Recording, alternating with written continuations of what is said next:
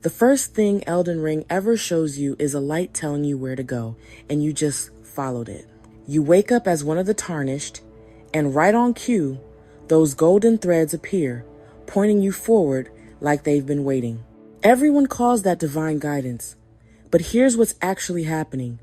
Queen Marika orchestrated your exile, timed your return, and now her grace leads you exactly where she needs you to go. Remember her words, preserved in a spoken echo and delivered through Melina at the Church of Pilgrimage. Then, after thy death, I will give back what I once claimed, return to the lands between, wage war, and brandish the Elden Ring. This isn't guidance. It's a standing order. You were disposable when she cast you out, useful when she called you back. Grace doesn't explain itself because Marika doesn't need to justify herself to her tools. So when people say grace guides the Tarnished, yeah, it does. The question is, why did Marika decide you were worth recalling now, when the Golden Order is crumbling and she needs someone expendable to clean up her mess? You weren't summoned, you were deployed. The Golden Order has a great story, emphasis on story. Divine law, eternal grace, a queen chosen by a god. It sounds like the kind of myth you'd carve into a wall and call history. And that's exactly what they did. The Erd Tree is everywhere. On the skyline, on banners, burned into the doctrine. It's not just a symbol, it's a message. This is what order looks like, and order is good, and you should be grateful.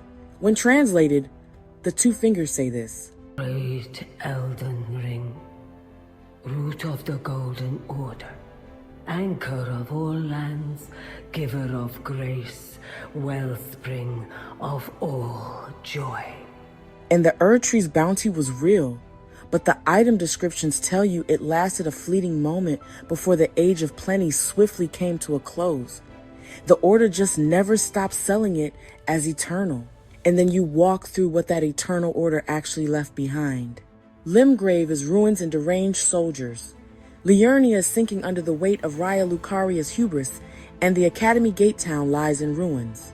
Caelid is an open wound that never healed because Malenia and Radon had their war and nobody stopped them. Langdell, the capital, the crown jewel, is ash and zealots rattling around in empty streets. That's not a civilization in decline. That's what the promise always looked like underneath. And then there's who the Order decided didn't count. Omensborn cursed and imprisoned in sewers beneath the capital. Albinaurics labeled impure lives, untouched by the Erd Tree's grace, and quietly massacred. The Golden Order wasn't a golden age that fell apart. It was a cage that learned how to shine. The Golden Order didn't just control how you lived, it controlled whether you were allowed to end. Destined death was supposed to be part of the natural order, not metaphorically. Marika literally removed the rune of death from the Elden Ring and gave it to her shadow, Malekith, to guard. Death became something that could be controlled, rationed, denied. They called it the conquest of death and filed it under divine order. What it actually was? Stagnation with better branding. When you remove destined death, you don't preserve life. You trap it. The wounds stay open. The grief never resolves. People who should have died centuries ago just keep going, past the point of meaning, past the point of dignity, because the rune that would have ended them is locked away in Malekith's keeping. And then there's those who live in death. Not a policy decision, a wound. When Godwyn died soulless, his body rotted into the Erd Tree's roots and spread deathroot through everything it touched. The result? Souls dead, but bodies still walking, rejected by the Erd Tree, denied both rest and true death, not saved, not healed, just wrong, a state the Golden Order created by accident and then hunted to contain. The conquest of death didn't eliminate suffering. It just made sure it never had to stop. Everyone agrees the shattering was a catastrophe. Marika shattered the Elden Ring, broke the world, and was imprisoned by the greater will for her defiance. What if that was the plan? The official story frames it as tragedy, order destroyed, peace undone, a queen driven to madness by her son's assassination. The temples mourn it. The whole world is organized around the grief of it. But look at what the Elden Ring actually was. It was the lock on everything the Golden Order built. The death suppression, the hierarchy, the captive cosmology. When Marika took up her hammer after Godwyn's death, she didn't just break a symbol. She broke the laws that were keeping the world frozen. Melin Na carries a spoken echo of Marika's own words, preserved in the Queen's bedchamber. Let us be shattered, both, mine other self. That's not madness. That's a decision. And then look at what the demigods did with it. Most of them didn't make a new choice. They made the old one louder. Some grabbed for the hierarchy. Some defended it. Even Rykard, who vowed to devour the very gods, wasn't building something new. He was inverting the same structure. A god who eats is still a god. The structure survives. It just changes who's on top. Melin Na's mission tells a different story. Burn the Erd tree, not restore it. That is not a restoration program. That's someone finishing what the shattering started. So here's the read. Marika saw what she'd built, understood what it was doing, and decided a hammer was kinder than leaving it standing. The shattering wasn't a breakdown. It was the most violent act of mercy in the game. The Greater Will gave you a prophecy through its 2 fingers. A Tarnished of no renown shall be guided by grace, mend the Elden Ring, and become Elden Lord. That's not a destiny. That's a job posting. Think about what the prophecy actually does. It takes someone stripped of their grace, exiled, and left to die in foreign lands, and hands them a purpose, a route, a role. Vare tells you exactly what it is. The path that a Tarnished must travel. Suddenly, all the suffering has a name, pilgrimage. Every brutal ordeal becomes a necessary station on the path to something holy. That's not guidance. That's subject formation. The prophecy doesn't find worthy people. It builds compliant ones. And notice what the goal is. Not reform, not something new, repair. Restore what was there before. The only admissible outcome is continuity. The same apparatus reassembled with you on the throne as the person who agreed to preserve it. When you hit the thorns and ask what now, the 2 fingers freeze. Literally, they go rigid, pointing straight up, completely unresponsive. Ania tells you they're consulting the Greater Will and that thousands, if not tens of thousands, of moons must first pass. The system hit an edge case it wasn't built to handle and blue screened. But here's what makes it interesting. Enia goes rogue. The institution's own mouthpiece looks at you and says, the fingers would not permit it, nor would the Greater Will. But here we are. Then she tells you to finish the job anyway. Even the people running the machine knew when it had failed. And if you die doing it, there's another Tarnished behind you. The pipeline is autocatalytic. It recruits. It burns through. It replaces. The prophecy calls it lordship. What it actually is, you fixed the cage. And now you get to live inside it with a better title. The demigods aren't the villains of Elden Ring. They're the evidence. Every single one of them is what happens when you raise children inside a system that was already broken. Godric couldn't measure up. He was a distant descendant of the golden lineage, what Ania bluntly calls the runt of the litter. His divine blood sorely diluted, yet still expected to carry the weight of Godfrey's legacy. So he started grafting other people's limbs and other people's strength, stacked onto himself like he could build worth out of borrowed parts. His butchery isn't the work of a grand malicious mastermind. Underneath the horror is what profound inadequacy looks like when it has access to magic and no one ever helped him. Radon halted the constellations, literally stopped the stars from moving. The remembrance of the Star Scourge tells you why he learned gravity magic in the first place. So he would never have to abandon his beloved but scrawny steed. That's the foundation of all that power. Then Millennia brought the scarlet rot to Caelid, and it ate his flesh and consumed his mind. Now he's a feral god corpse cannibalizing his own men in a blighted wasteland that used to be a country. A man who mastered the heavens so he'd never have to leave his horse behind, reduced to that. Millennia was cursed with scarlet rot from birth. She didn't master the disease, she resisted it, while Miquella physically halted the outer god's decay by embedding an unalloyed gold needle into her flesh. She spent a lifetime holding back an apocalypse inside her own body. But Rodden didn't just break her open. Millicent tells you the devastating truth. To match Rodden's impossible measure, Millennia actively abandoned her pride, her dignity, her sense of self, and let the Aeonia bloom. She didn't fail. She just finally reached a battle where survival meant sacrificing the identity she'd spent a lifetime building. And then there's Morgott, born in Omen, shoved into the subterranean shunning grounds because his very biology was considered a curse. Yet he became the Erdtree's last protector. He ruled Leyndell from the shadows as Morgott, and hunted Tarnished in the dirt under the alias Margit, so the capital he served would never have to acknowledge what he was. His remembrance delivers the verdict. He loved not in return, for he was never loved, but nevertheless, love it he did. He spent his entire existence defending a system that hated him. That's not villainy. That's tragedy wearing a crown. The shattering didn't create any of this. It just took the ceiling off so you could see what the Golden Order had been doing to its own children the whole time. Grace doesn't follow you everywhere. Did you notice that? It shows up when you're doing what it wants. Head toward a shard bearer. Grace is there, warm and certain, pointing the way. Collect a great rune. Push toward the Erdtree. Same thing. Go somewhere the Greater Will didn't sanction, follow Ronnie's quest line, and the golden trails simply vanish. War Counselor Iji doesn't mince words. He calls it the dark path of the Empyrean, because the two fingers aren't lighting it for you anymore. Embrace the frenzied flame, and it's not Grace that disappears, it's your handler. Melina's farewell is cold and final. You are no longer fit. Our journey together ends here. The system doesn't debate you, it just cuts your support. That's not guidance. That's a reward system.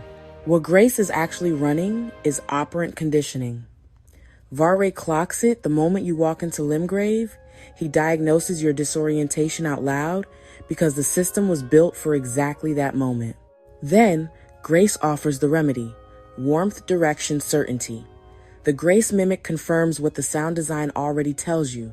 The comfort of a sight of Grace is something Tarnished become dependent on. That's the reinforcement. And the withdrawal? Step into Siofra, Nokron, Deeproot Depths. The sights of Grace are still there, but the golden trails disappear. The system doesn't send enemies to stop you. It just turns off the map and waits for you to come back. The presence of Grace was never proof you were doing the right thing. It was proof you were doing what the signal was programmed to reward.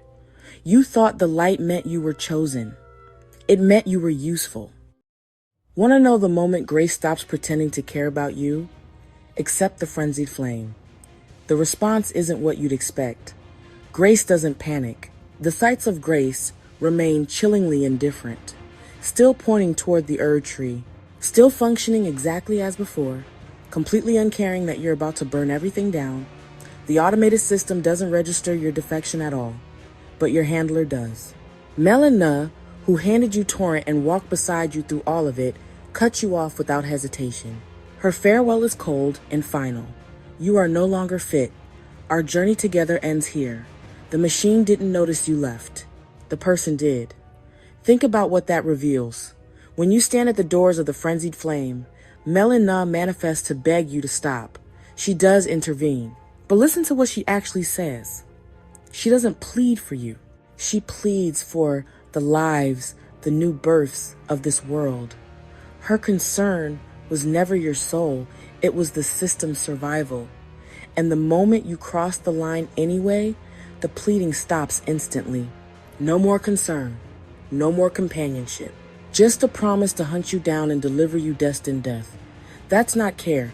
That's asset management with a human voice. What actually happens is the system drops you. You made an unauthorized choice, and that was enough.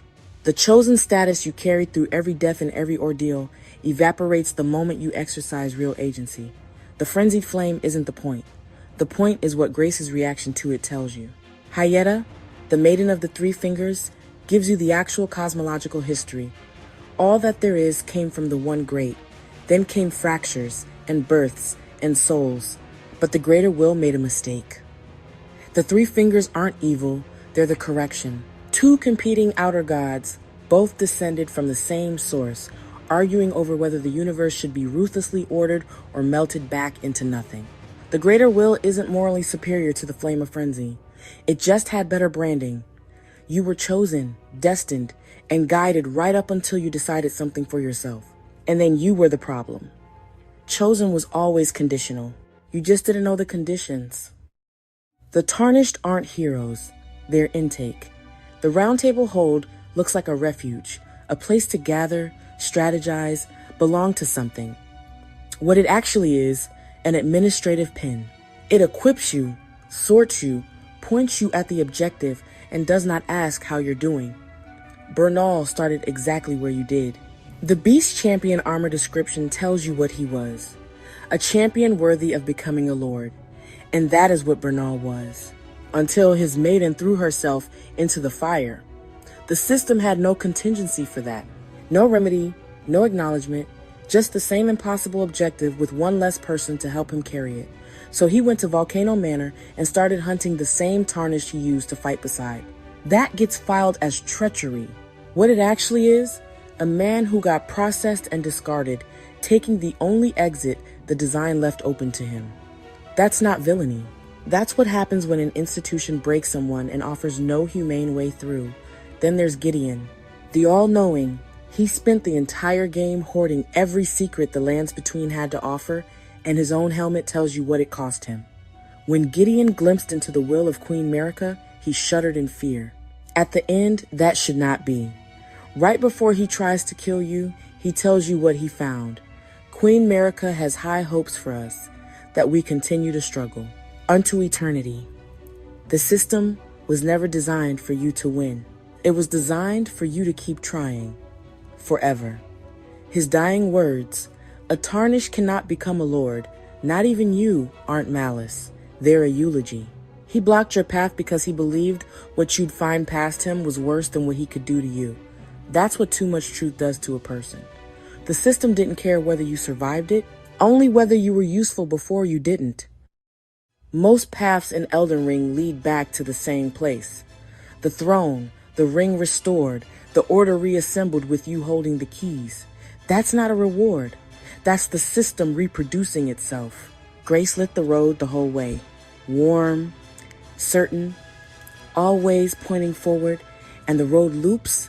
Everything it guided you through, every death and ordeal and sacrifice, was in service of rebuilding some version of the machine that failed the Lands Between in the first place. The prize for completing the pilgrimage is wardenship. You don't escape the prison. You become its new custodian. There are 3 endings that come with a mending rune, and every single one shares the same mechanical directive, used to restore the fractured Elden Ring when brandished by the Elden Lord. That's the tell. Gold Mask wants to perfect the Order's ideology. The Dung Eater wants to defile it entirely. Fia wants to embed death into it. Different prescriptions, same patient. You are still restoring the ring. You are still sitting on the throne. You are still enforcing order. The flavors change. The structure doesn't. And then there's the Age of Stars. Ronnie tells you exactly what she's building. Mine will be an order not of gold, but the stars and moon of the chill night. I would keep them far from the earth beneath our feet. She's not mending the ring.